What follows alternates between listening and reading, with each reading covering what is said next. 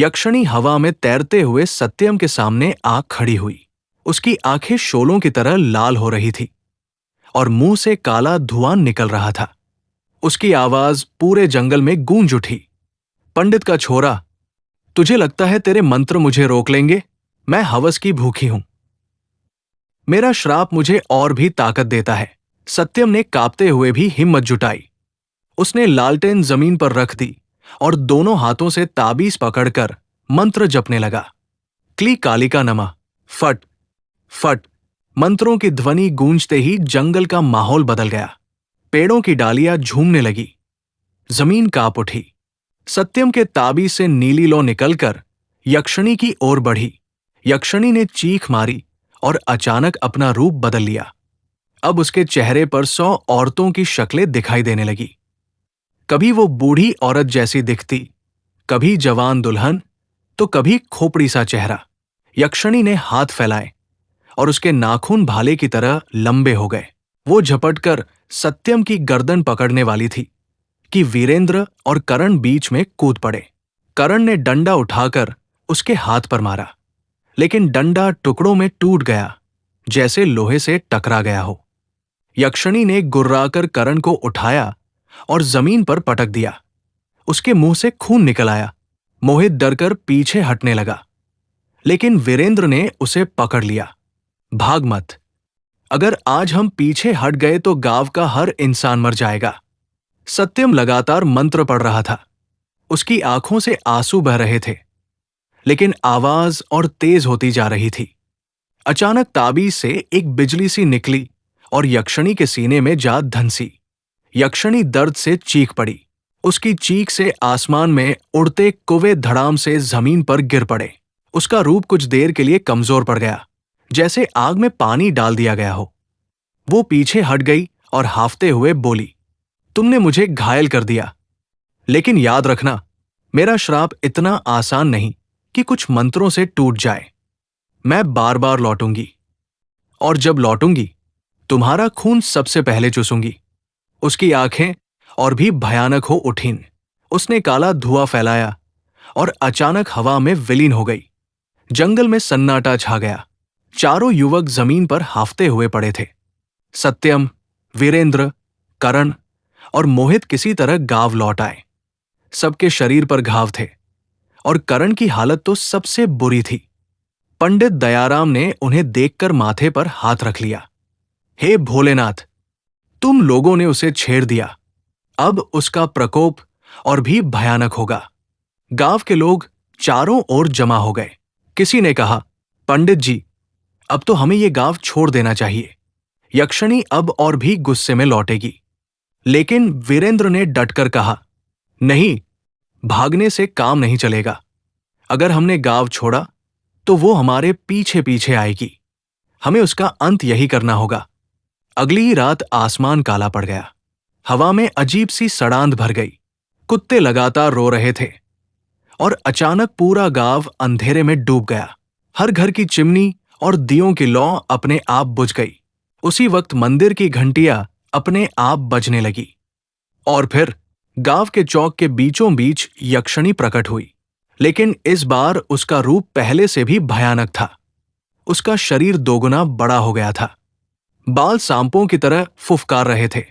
उसकी आंखों से खून की धार बह रही थी और मुंह से आग की लपटें निकल रही थी। गांव के लोग चीखते चिल्लाते भागने लगे।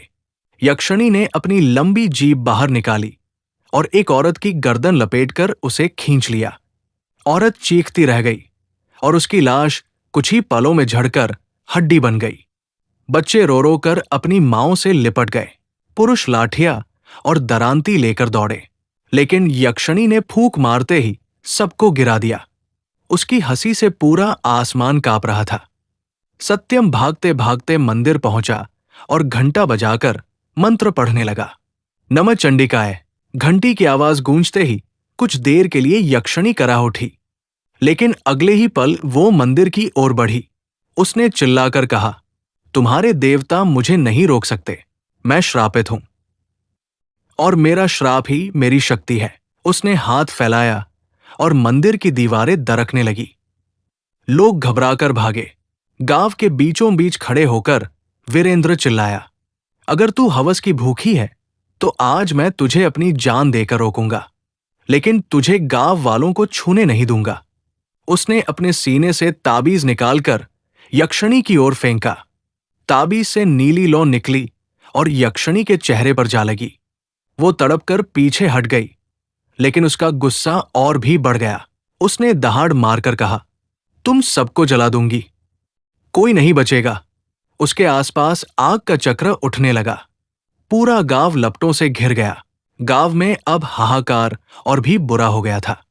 जिस रात यक्षिणी ने फिर से हमला किया, उसके चिन्ह दूर दूर तक दिखाई दिए। जले हुए घर की दरारें, कटे हुए पेड़ और कुछ घरों में लगे पुराने चित्रों पर अजीब सी स्याही जैसी लकीरें। सत्यम, मोहित और करण अब पूरी तरह थके हुए थे। पंडित दयाराम ने सबको एक जगह बुलाया, मंदिर के पवित्र कक्ष में। वहां उसने कुछ पुराने दस्तावेज और भित्तिलेख निकाले। वे वही निशान थे जिनके बारे में बुजुर्ग हमेशा कहते आए थे। पंडित ने धीरे धीरे बताया, जब ललिता को जला गया था तब लोगों ने उसका नाम मिटा दिया था। जिंदा जलाने के साथ उसके नाम को कालिख में दबा दिया गया ताकि उसका अस्तित्व इतिहास से भी मिट जाए।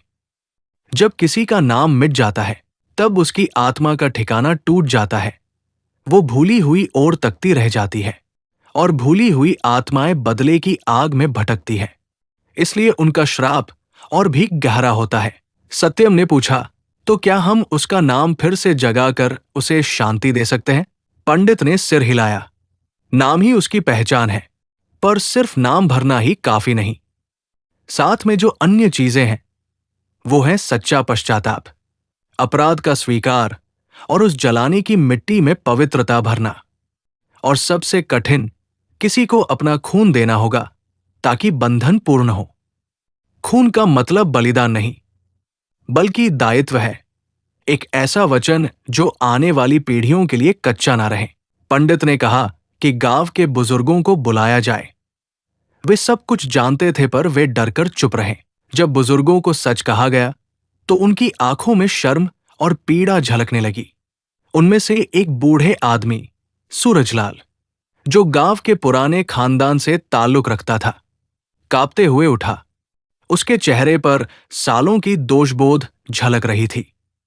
वो चुपके से मंदिर के कोने में पड़ा एक सुन्न सा पुराने पट से कुछ निकाले। एक अर्ध जलता हुआ कागज का टुकड़ा, जिस पर मिट्टी की कालिख में कुछ नाम के अंगखंड दिख रहे थे। सत्यम ने झुककर उसे लिया और उसे देखा। कागज पर एक नाम था, आधाप ढा अधूरा ल लिता। सूरजलाल ने भय में सिर झुकाया और फुसफुसाया, हमने उसे जला दिया और फिर सबने मिलकर उसका नाम मिटा दिया। डर से, गरीबी से और लालच से। मेरे दादा पुरखों ने वही किया। मैंने खुद अपने हाथ से उसकी मां की आंखों में झूठ बोला। उस कमरे में चुप्पी भारी रही। सत्यम की आंखों में आंसू थे, पर उन्होंने अपने आप को समेट लिया। तो यही है उसका बंधनस्त्र, नाम की काट। पंडित ने कहा, अगर हम उसका पूरा नाम दोबारा जगा दें और गांव का सच्चा पश्चाताप करें तो आधा रास्ता पूरा होगा। बाकी का काम उस पवित्र मंत्र योजना पर निर्भर करेगा और एक वचन खून की कड़ी पर। गांव के सभी प्रमुख लोग और जिनका संबंध उस घटना से रहा, वे मंदिर में इकट्ठे होकर ललिता का पूरा नाम अलाउड बोलेंगे और खुले मन से पश्चाताप करेंगे। ललिता की जलाई हुई मिट्टी, जो पुरानी खुदाई में अभी भी बची थी, को निकाला जाएगा। उसमें नमक, पवित्र धूप और पंडित के मंत्रों से शुद्धि की जाएगी। उसी मिट्टी में एक नया बंधन स्थापित किया जाएगा, जिसमें किसी को अपने वचन का अर्थ देने के लिए रक्त का एक छोटा संकेत देना होगा। ये रक्त बलिदान नहीं, बल्कि एक शपथ का निशान होगा।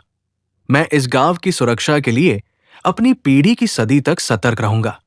जब नाम जगेगा, मिट्टी शुद्ध होगी और शपथ ली जाएगी, तब सत्यम मंत्र जपाकर यक्षिणी को बुलाकर उसे बंधन में फंसा देगा या उसे मोचन देगा। इस पर निर्भर करेगा कि आत्मा क्षमायाचना स्वीकार करती है या नहीं। सभी ने ये योजना सुनी और कुछ आंखें शर्म से झुक गई। कुछ ने मना किया, कुछ सहम गए, पर अंततः गांव ने फैसला किया। सच बोलकर और शपथ लेकर वे यक्षिणी को मिटा देंगे। अगली रात मंदिर के आंगन में गांव के सभी लोग इकट्ठे हुए। पंडित ने चंदन का टीका लगाया और सूरजलाल ने कांपते हुए वो आधा कागज उठाया। उसने धीमे धीमे पूरी तरह अपना चेहरा उठाकर कहा, मैं सूरजलाल अपने दादा परदादा के कृत्य के लिए पश्चाताप करता हूं। मैंने झूठ बोला, मैंने आंखें बंद रखी। अब मैं सच कहता हूं। उसका नाम था ललिता। मैं चाहूंगा कि इस नाम के सामने मैं नतमस्तक हूं, और जो भी था मैं स्वीकार करता हूं। सभी ने एक साथ धीरे धीरे ललिता का उच्चारण किया। जैसे जैसे नाम जगा, हवा में कुछ बदलने लगा। एक ठंडी खनखनाहट आई, मानो किसी ने कनपटी पर हाथ रख दिया हो। बहुत देर तक गांव ने अपने अपने पापों को माना। जिन घरों ने कुछ छुपा रखा था वे खुलकर बोले। जो शर्म और अपराध वर्षों से दिल में दबी थी वो बाहर आई। कुछ लोगों की आंखें खोल गई, कुछ को अब भी अपने किए पर अफसोस था। पुरानी खुदाई से मिट्टी निकाली गई, काली, सूखी, पर अंदर कहीं न कहीं राख के किश्ते जमी थी। पंडित ने मंत्र चलाए, नमक छिड़का और धूप से उसको शुद्ध किया। मिट्टी जब मंत्र तत्वों से नरम हुई तब पंडित ने कहा, अब इसमें एक निशान चाहिए, एक शपथ निशान, जिसे गांव का कोई भी तीसरा पीढ़ी का प्रतिनिधि रखेगा। सूरजलाल का नाती, एक जवान लड़का जिसका नाम आदित्य था, सामने आया। उसके हाथ कांप रहे थे। उसने पूछा, मैं क्यों? सत्यम ने उसकी पीठ थपथपाई। तुम्हारी पीढ़ी ही आगे बढ़ेगी आदित्य। अगर तुम इस वचन को लो तो तुम्हारे बच्चे और उनके बच्चे भी इसका सम्मान करेंगे। आदित्य ने चाकू से अपनी उंगली पर हल्का सा चीरा लगाया, इतना कि बस एक बूंद निकली। उसने शपथ ली, मैं ललिता के नाम पर और भी अपने पूर्वजों द्वारा किए गए पापों पर पश्चाताप करता हूं। मैं ये वचन देता हूं कि मेरी नस्ल इस गांव की रक्षा करेगी। उसने वो खून मिट्टी में गिराया। मिट्टी ने उसे जैसे आत्मा की तरह समा लिया और एक अजीब सी गरिमा सी फैल गई। पंडित ने आखिरी मंत्र उचारा और मिट्टी ने हल्की सी चमक ली, जैसे वो जीवित हो उठी हो। ये वो क्षण था जब सबने महसूस किया कुछ बदल रहा है।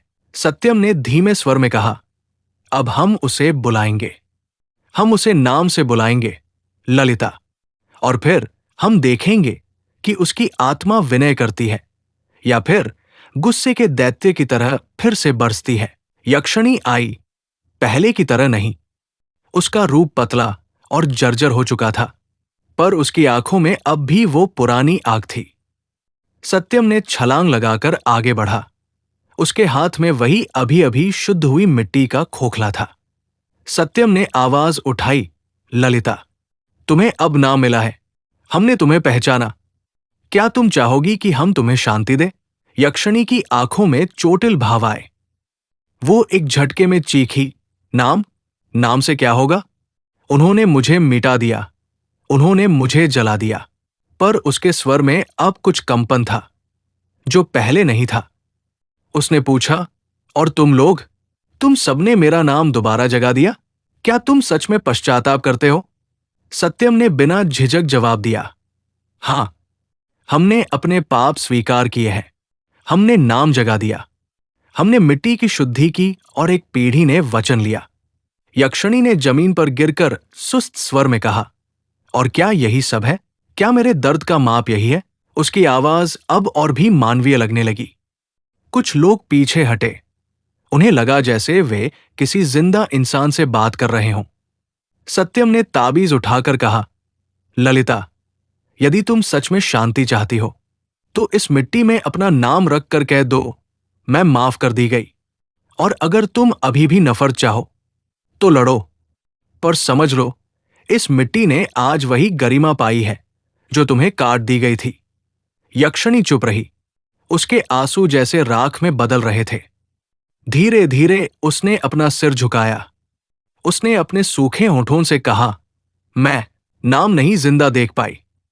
मेरे भीतर सैकड़ों चीखें गूंजती हैं, पर तुम्हारे शब्द कुछ हल्का कर रहे हैं। अचानक वो अपना हाथ फैलाकर मिट्टी को छूने लगी। मिट्टी ने जैसे उसे गले लगा लिया। एक हल्की सी रोशनी निकली और यक्षिणी की आंखों से पहली बार कोई मानव आंसू टपका। सत्यम ने अपनी मांग उठाई और पूरा मंत्र पढ़ दिया, वही मंत्र जो पंडित ने वर्षों से संभाल कर रखा था। मिट्टी ने चमकते हुए यक्षिणी के चारों ओर एक गोला बना दिया, पर यह गोला कठोर और दमनकारी नहीं था। ये एक बंधन था जो नाम और शपथ को जोड़ता था, एक तरह का अनुबंध। यक्षिणी ने आखिर में फुसफुसाया, अगर तुम मेरे नाम को सम्मान की सदा देते हो तो मैं शांत रह सकती हूं, पर मेरी यादें भी जिंदा रहेंगी, ताकि फिर कोई मुझे ऐसे ही मिटा न सके। सत्यम ने आंखें नम करके कहा, हमें पढ़ना होगा, समझना होगा और बच्चों को सिखाना होगा। तुम्हारी कहानी यहां से गुजरेगी। जब मंत्र समाप्त हुआ, यक्षिणी की पीड़ा जैसे धीमी धीमी कम होने लगी। उसका रूप हल्का हो गया, आग शांत हुई और उसके नाखून मानवीय रूप में लौट आए। उसने धीरे धीरे उठकर गांव की ओर देखा। उसमें अब शांति भी थी और एक घबराहट भी। मैं शांत रहूंगी, उसने कहा, पर यह शांति तुम्हारी ईमानदारी पर टिकी है। अगर फिर किसी ने मेरे जैसी किसी औरत को ठुकराया, अगर फिर किसी ने किसी को जला दिया और उसका नाम मिटा दिया, तो मैं लौट आ जाऊंगी। और इस बार मैंने सब कुछ खा लिया होगा। यक्षिणी, ललिता फिर से धुएं की तरह हवा में उड़ गई, पर इस बार वो बिखरते हुए गायब नहीं हुई। वो एक धीमी सी लौ बनकर गांव के ऊपर कुंडी हुई और फिर धीरे धीरे फीकी पड़ गई। गांव शांत रहा, पर अब उसकी सांसें बदल चुकी थी। हर घर में एक नया नियम आया। बच्चों को उनकी पुरानी कहानियां सुनाई जाएंगी और हर नए जन के साथ किसी के नाम को मिटाने का साहस कोई ना करे। सत्यम, मोहित, करण और आदित्य चारों अब एक नई जिम्मेदारी के साथ खड़े थे। उनका जीवन पहले जैसा न रहा। सत्यम मंदिर में अधिक ध्यान लगा गया। मोहित अक्सर जंगल में रक्षा के पहरे पर रहता। करण गांव की चौकसी में लगा और आदित्य ने अपनी पीढ़ी के लिए शपथ को निभाने का मार्ग चुना। गांव अब शांत था। अगली सुबह सूरज की हल्की रोशनी में घरांगन, पेड़ और नालियों में हल्की सी चमक थी। लोगों ने राहत की सांस ली, जैसे भय और अंधकार को पीछे छोड़ दिया हो। सत्यम मंदिर के पवित्र कक्ष में खड़ा था। उसने वही ताबीज देखा जो अब फीकी रोशनी में चमक रहा था। मोहित और करण गांव के बच्चों को कहानियां सुनाने लगे। ललिता की कहानी अब शिक्षा बन चुकी थी। आदित्य ने अपनी पीढ़ी के लिए शपथ का पालन करने का वचन निभाया। उस रात जब गांव के लोग सो रहे थे, हवा में हल्का सा धुआं उठा। सत्यम ने झांक कर देखा। यक्षिणी का रूप अब हल्का और मानवनुमा था। उसने गांव की ओर देखा, धीरे धीरे मुस्कुराई और कहा, मैं शांत रहूंगी, पर याद रखो, मेरी यादें अभी भी जिंदा है। कोई अगर फिर से मेरे नाम को मिटाने की कोशिश करेगा तो मैं लौट आऊंगी। फिर वो हवा में विलीन हो गई। गांव के लोग सोचते रहे कि वो अब कभी लौटेगी नहीं। 7 दिन बाद सत्यम मंदिर की चादरें साफ कर रहा था। तभी उसने देखा, ताबीज की नीली चमक में एक छोटी सी राख की बूंद हल्की सी चमक रही थी। सत्यम ने झुककर उसे छुआ और अचानक उसने महसूस किया कि ये कभी पूरी तरह बुझी नहीं थी।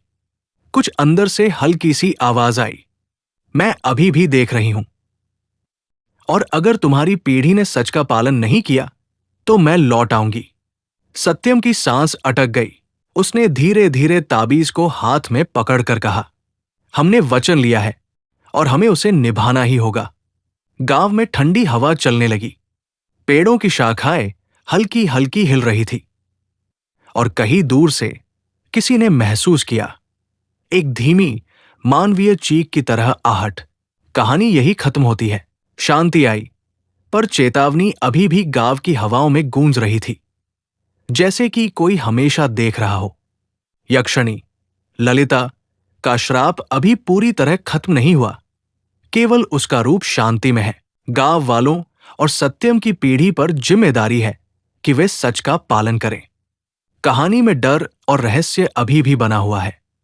सुनने वाले को यह एहसास रहता है कि खतरा कहीं भी लौट सकता है।